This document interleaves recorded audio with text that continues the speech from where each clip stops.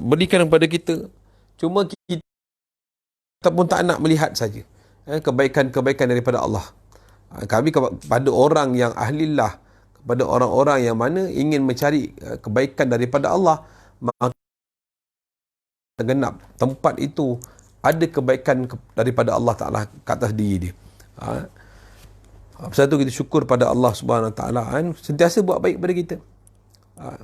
Kita jangan ada rasa kita yang buat baik pada Allah. Sebenarnya kita, Imam Rahimahullah berkata, beliau berkata apa?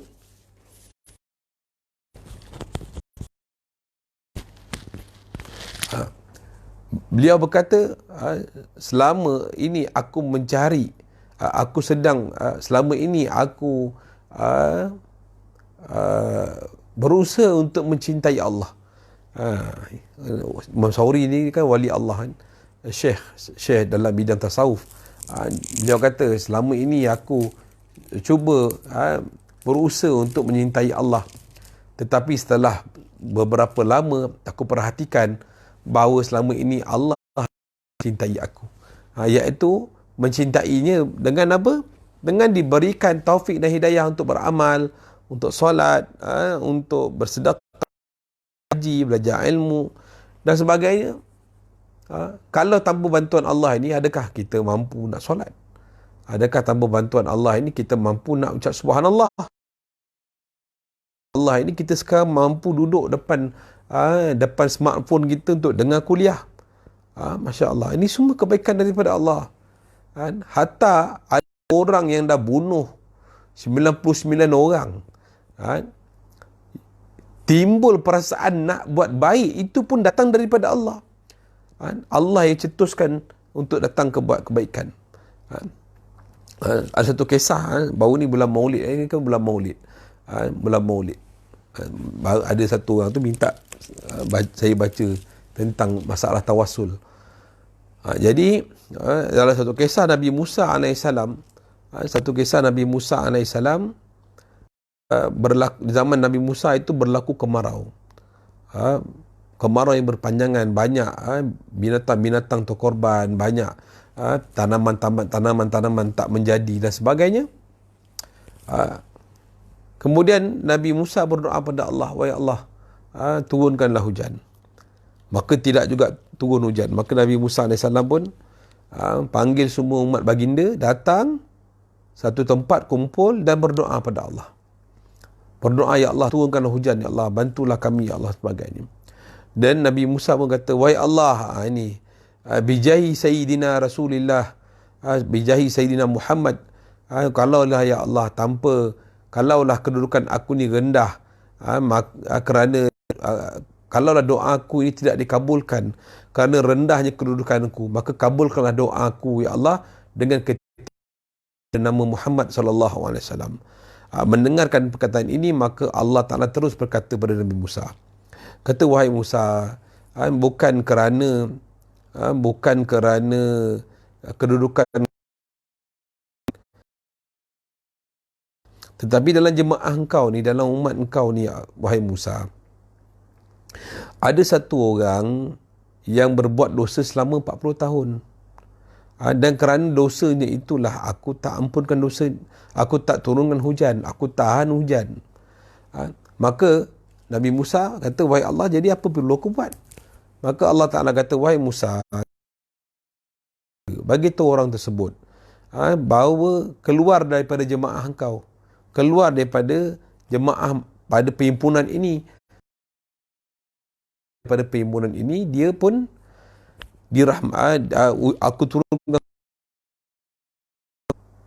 Jadi kemudian Nabi Musa tanya, wahai Allah, bagaimana aku nak seru ramai umat aku? Satu orang Nabi paling kurang pun 100,000 umat dia. Paling kurang pun 100,000. Bayang Nabi Musa AS umat dia berapa tahun? Dia hidup pun beratus tahun. Nabi kita SAW pun sebelum wafat 124,000 orang sahabat ridwanullahum ajma'in yang ikut baginda, yang mana lepas haji wada tu mereka pun bertebaran, kembali kepada kaumnya, menyebarkan Islam. Bayangkan Nabi Musa ni umat berapa ramai berkumpul pada hari itu. Kemudian seru je, Engkau seru saja, nanti kerja kamilah yang akan menyampaikan kepadanya. Maka Nabi Musa pun seru, kata, wahai orang yang telah daripada jemaah ini kerana Allah menahan hujan kerana kamu. Nampak? Apa jadi? Kemudian satu orang yang telah melakukan maksiat itu, dia rasa diri dia yang bermaksiat. Dia mengetahui diri dia maksiat. Dia kata, keluar-keluar ni, adakah aku yang kena keluar? Kemudian orang tu kata, ya Allah, Engkau ya Allah, aku malu kalau aku keluar daripada jemaah ini, pasti mereka akan tahu bahawa akulah orang yang bermaksiat selama 40 tahun itu. Maka ya Allah, pada hari ini kau taubatku. Lepas dia cakap begitu, maka Allah terus turunkan hujan. Terus turunkan hujan. Maka, wahai Allah, aku tak lihat pun satu daripada umatku keluar daripada jemaahku ini, tapi masih kau turunkan hujan. Kerana hamba-Ku dulu yang buat maksiat itu, aku tahan hujan, tapi kerana juga lah aku turunkan hujan. Masya Allah, kan? Kerana dia aku turunkan hujan. Maka Nabi Musa kata, wahai Allah, bagaimana? Bagaimana? Wahai Musa, aku telah letakkan pada dirinya untuk keinginan bertaubat. Maka dia pun bertaubat pada aku. Dengan betul taubatnya, maka aku turunkan hujan. Maka Nabi Musa kata, wahai Allah, tunjukkanlah aku siapa orang itu yang bertaubat itu. Ini Allah Ta'ala. Allah kata, wahai Musa, sebagaimana engkau tahu si orang yang sebagaimana engkau tahu aku tak suka orang yang mengadu domba, begitu aku tak nak aku yang menjadi orang yang mengadu domba, yang bagi tahu orang yang buat maksiat tersebut. Melihatlah tuan-tuan. Apa hikmah di sini? Hikmah di sini ialah Allah Ta'ala melihat orang tu 40 tahun membuat. Allah tahankan hujan supaya dia dapat bertaubat. Allah tahan hujan beberapa hari, beberapa bulan untuk dia ada keinsafan. Dan dia pun memahami sifat Allah itu, maka dia pun bertaubat. Dengan apa? Dengan wabidaimil ihsani, yang Allah Ta'ala sentiasa buat kebaikan atas diri dia, memberi peluang, memberi jalan. Setengah ulama mengatakan, jikalau satu orang hamba dia tak nak istighfar, masih lagi Allah Ta'ala mencari jalan bagaimana nak ampunkan dosanya. Iaitu dengan apa? Dengan Allah beri dia sakit. Allah bagi dia sakit, Allah bagi dia demam. Pada masa itu Allah ampun, dia sendiri pun tak nak istighfar. Lihatlah bagaimana kasih sayang Allah. Lihatlah bagaimana Allah Ta'ala menyantuni kita. Kalau orang ahlillah ini, orang-orang yang ahlullah, dekat dengan Allah, maka dia akan malu pada Allah. Ya Allah, banyak sangat kebaikan pada engkau, pada aku, ya Allah. Dan dia akan rasa buat maksiat pada Allah kerana malu. Setiap maksiat yang dia buat, Allah akan bagi dia kebaikan. Dia akan malu. Satu orang macam Nabi SAW, orang buat susah pada baginda, orang yang aniaya baginda, tapi apa yang baginda balas? Baginda tak ada pergi ambil kapak, pergi tebas kepala dia, tidak. Baginda akan doakan dia khas, baginda akan bagi dia hadiah, baginda akan cakap perkara yang baik atas diri dia, membuatkan hati dia terpersona dengan baginda sallallahu alaihi wasallam. Begini sifat. Itu dia katakan wadaimil ihsani. Iaitu hanya sedikit saja kita. Sebenarnya banyak kebaikan Allah yang Allah SWT berikan kepada kita, berterusan. Terpulanglah pada kita untuk melihatnya ataupun tidak. Kalau kita lihat wabak COVID sekarang ni, nampak saja macam memang musibah Allah bagi, tapi dalam musibah terganding hikmah tunjuk pada kita. InsyaAllah nanti kita akan kupar tu, baik hikmah tu buat tasawuf lah. Itu tuan-tuan boleh rujuk dengan para asatizah yang mahir dalam bidang tersebut.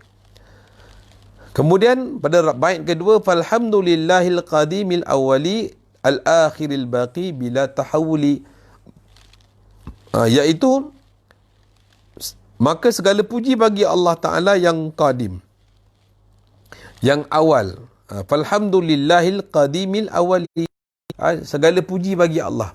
Puji bagi Allah iaitu dalam bentuk kepujian. Kalau kita lihat ke semua alam ini, pujian tersebut kembali pada Allah. Semua kembali pada Allah. Pujian yang pertama ialah Allah yang memuji dirinya. Kama asnaita nafsik. Iaitu Allah SWT itu kalau orang itu memuji Allah Ta'ala, kalau dia dikumpulkan langit dan bumi dan segala macam makhluk langit dan bumi, malaikat, jin, syaitan, iblis juga dikumpulkan dan sebagainya memuji Allah, tak sama macam mana Allah yang puji diri sendiri. Tak sama. Sebab Allah memang tak sama, pasal Allah SWT Rabb. Dialah zat yang wajibul wujud. Dialah yang zat yang hakikat sebenar yang ada. Dia memuji dirinya. Sebelum alam ini ada, memang dia dah puji diri dia dah. Tak ada siapa pun puji, Allah yang puji diri dia. Satu, Allah puji dirinya itu dikumpulkan seluruh makhluk, tak sama macam mana Allah puji diri dia. Walaupun makhluk itu diengkar pada Allah, puji Allah tak sama. Qadim bagi Qadim, iaitu Allah yang memuji dirinya sendiri. Tak sama macam makhluk-makhluk yang memuji. Dan juga kedua ialah iaitu puji Qadim bagi hadis, iaitu puji Allah Ta'ala ke atas makhluknya. Jadi makhluk yang dipuji itu, yang kalau sabit dalam Al-Quran dan sebagainya, dah tentulah baginda kita sallallahu alaihi wasallam, Rasulullah itu yang Allah puji. Innaka la'ala khuluqil azim. Wahai Muhammad, sungguh kamu itu adalah Allah sebut dalam Quran, Allah iktiraf Nabi sallallahu alaihi wasallam dalam Quran, iaitu tatkala orang-orang kafir musyrik tidak iktiraf kerasulan Rasulullah dalam perjanjian Hudaibiyah, yang mana dalam perjanjian itu ada nama Rasulullah. Puak ini meminta Rasulullah membuang nama Rasulullah itu, letak Muhammad saja. Tetapi walaupun Rasulullah pun mengikut apa yang mereka nak, mengikut apa yang mereka cita-citakan itu demi sebuah perjanjian damai, sahabat-sahabat pun komplain dan sebagainya, kenapa ikut sangat dengan dia orang ni, wahai Rasulullah. Puji. Walaupun orang lain tidak mengiktiraf, orang lain, orang-orang kafir itu menghina Nabi SAW, tetapi Allah iktiraf Nabi dengan mengatakan Muhammadur Rasulullah wal syidda'u ruhama'u bainahum, iaitu Muhammad itu Rasulullah. Allah yang iktiraf. Tidak perlu pengiktirafan pada manusia. Allah yang iktiraf. Bila Allah iktiraf, macam mana Allah puji diri dia, tidak sama dengan makhluk memujinya. Bila Allah iktiraf atau memuji seseorang, maka tak perlu lagi untuk memuji. Kalau puji itu pun ada, hanya pujian bagi besar. Juga kisah pujian yang Allah Ta'ala cerita dalam Al-Quran berkenaan dengan seorang pemuda dan bernama Habibun Najjar. Waja'a min aqsal madinati rajulu yas'a qala ya qaumi ittabi'ul mursalin. Itu saja perkataan yang Allah suka. Allah suka dengar perkataan ittabi'ul mursalin. Datang satu orang lelaki bergegas-gegas, tergesa-gesa. Waja'a min aqsal madinati rajulu yas'a qala ya qaumi, dia kata, wahai kaumku, ikutlah 3 orang Nabi ni. Ittabi'u man la yas'alukum ajran wa hum muhtadun. Yang mana kalau kamu ikut mereka ini, mereka tak ada pun minta daripada kamu upah. Allah gembira dengan perkataan ini sebagai sampai kiamat orang akan baca ayat ini. Pemuda tadi pun bukan Nabi, bukan Rasul, hanya tukang batu saja. Hanya tukang batu yang duduk di hujung kampung, yang ada kesedaran tentang pentingnya beragama, datang nasihat pada kaum dia. Kaum dia, tolong kaumku, ikutlah Rasul ini semua baik-baik. Kalau kamu ikut dia takkan minta pada kamu satu wahum muhtadun, dan mereka ni pula di kalangan mereka yang mendapat hidayah pertolongan daripada Allah. Tapi apa jadi? Dia ni dibunuh oleh kaum sendiri. Dibunuh oleh kaum sendiri kerana menyeru kaumnya kepada Allah Subhanahu wa taala. Allah tulis dalam Quran. Jadi ini puji Allah kepada hamba-Nya.